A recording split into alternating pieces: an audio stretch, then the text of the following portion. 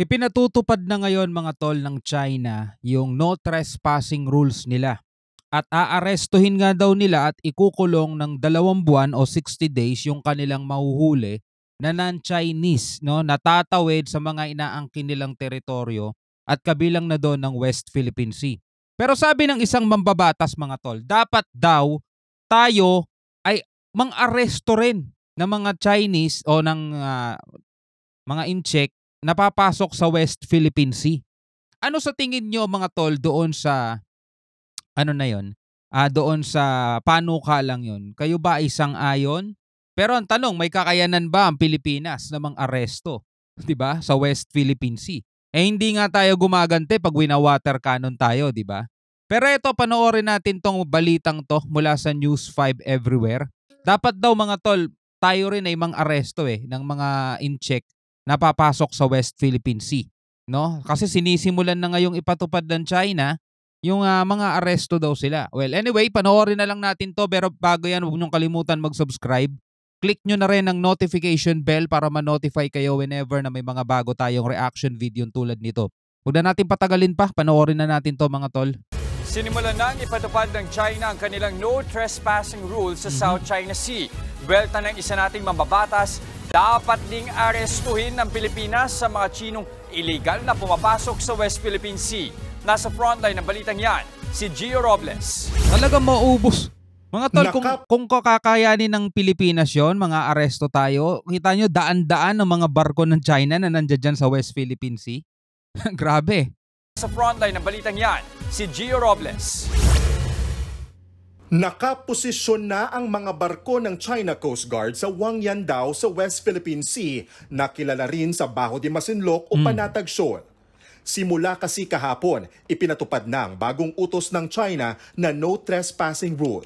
Sa Article 257 ng nasabing utos, nakasaad na huhulihin ng China ang mga dayuhang trespasser sa kanilang teritoryo at ikukulong ng hanggang 60 araw ng walang paglilitis. Grabe. Kinundi na ito ng ilang mambabatas. Walang paglilitis, meaning, hindi na kailangan dumaan pa sa korte. Basta pag kinuha kanila, edidite na kanila ng 2 buwan. 60 days mong hindi makakapiling ang pamilya mo. At buti sana kung ikukulong ka lang mga tol. Alam mo naman tong mga to. Malulupit to. Di ba sa loob nga lang ng mga pogo nila? Di ba may mga sinasaktan sila doon? O imagine mo yung mga mangingisda natin mga tol, mga Pilipinong mangingisda pag inaresto nila yan. Anong gagawin nila dyan? Yung 6 na buwan mga tol, masyadong matagal. 6 na buwan. 60 araw, 2 buwan. Masyadong matagal yon mga tol. At tanong, diba tanong, makakabalik pa kaya sa pamilya yon pag ganun ang nangyari? Talaga pagmumulan mga tol ng gera yan. Pagmumulan talaga ng, mas lalong tataas pa yung tensyon o mag-e-escalate pa yung tensyon kapag ginawa ng China yon. Kasi sabi nga ng AFP, hindi sila papayag. So hatakan yan mga tol. Kailangan talaga ng andyan dyan mismo yung AFP, yung Navy, yung PCG, kailangan talaga andyan dyan sila, nakamasid sila dyan. Kasi hindi pa pwede talagang gawin ng China yan sa mga mangingisdang Pinoy. Ayon kay Surigao del Norte Representative Robert Ace Barbers, oras na para ipatikim din natin sa China ang kanilang mga ginagawa. Nako. Arestuhin din daw natin ang mga Chinese trespassers sa exclusive economic zone ng Pilipinas. I-require na rin daw ang mga Chinese vessel na humingi muna ng permiso sa gobyerno ng Pilipinas bago makapasok sa West Philippine Sea. Require hindi nga nila kinikilala yung batas international, batas pa kaya natin. Pero anyway, ayos naman yung sinasabi rito ni ni Congressman Ace Barbers mga tol. Pero kung titignan natin kasi yung sitwasyon, mga tol, wala tayong kakayanan Hindi nga tayo gumagante pag wina-water cannon tayo di ba? Tapos mga aresto tayo, baka water cannon lang ulit tayo niyan mga tol. Di ba? Pero anyway, yan ay isang tanong na sa tingin nyo ba posibleng mangyari o posibleng gawin ng Pilipinas? Comment nga kayo sa baba. Nanindigan naman ang Philippine Air Force na magpapatuloy ang ginagawa nilang mga pagmomonitor sa ating teritoryo.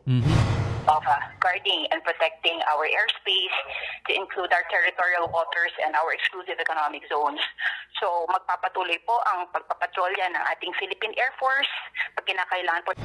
Una na rin kinundina ni Pangulong Bongbong Marcos ang bagong utos na ito ng China. Yeah. Tinawag niya pa itong completely unacceptable.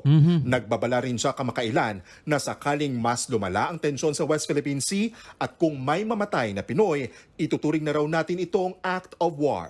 Gera na. 'Di ba?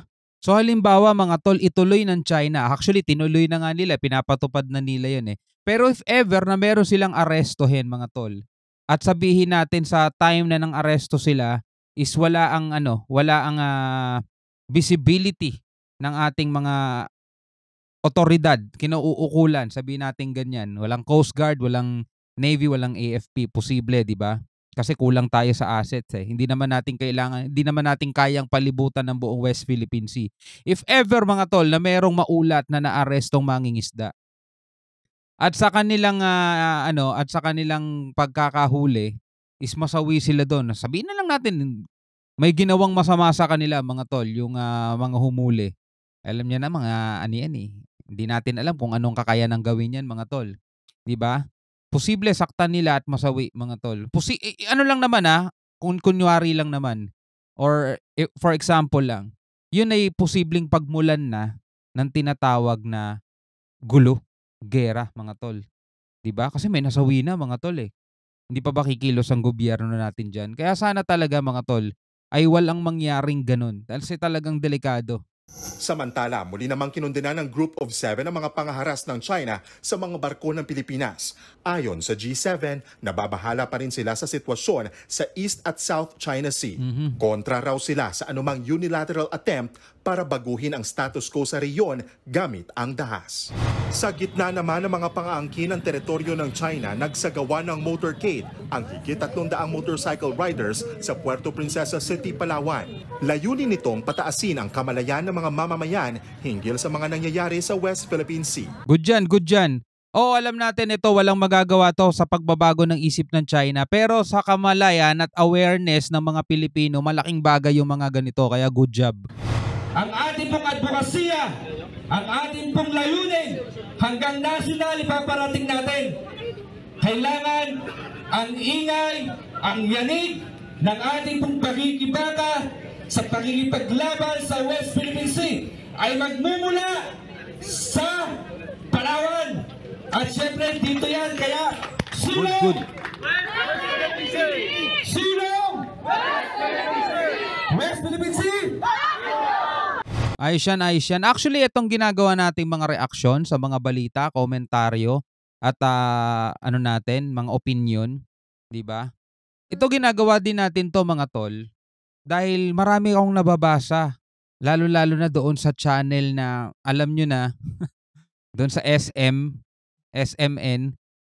Doon sa channel na yung mga tol, maraming mga pro-China doon, maraming mga Pilipino ang mas gusto pang China na lang ang maghari mga tol. Wala silang pakialam kahit na inaapi tayo rito, ay naku po.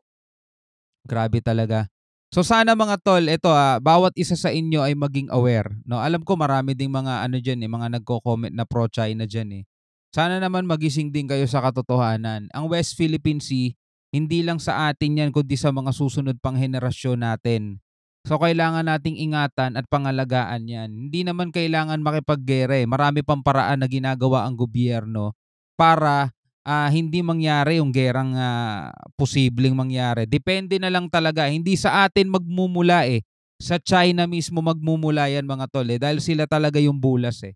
Well anyway, bilang isang Pilipino, ano masasabi nyo dyan mga tol? Ano sa tingin nyo? Mang-aresto na lang din ng Pilipinas na mga illegal na Chinese na papasok sa West Philippine Sea? Comment kayo sa baba. Hanggang sa muli, ako nga pala si Shobaldi.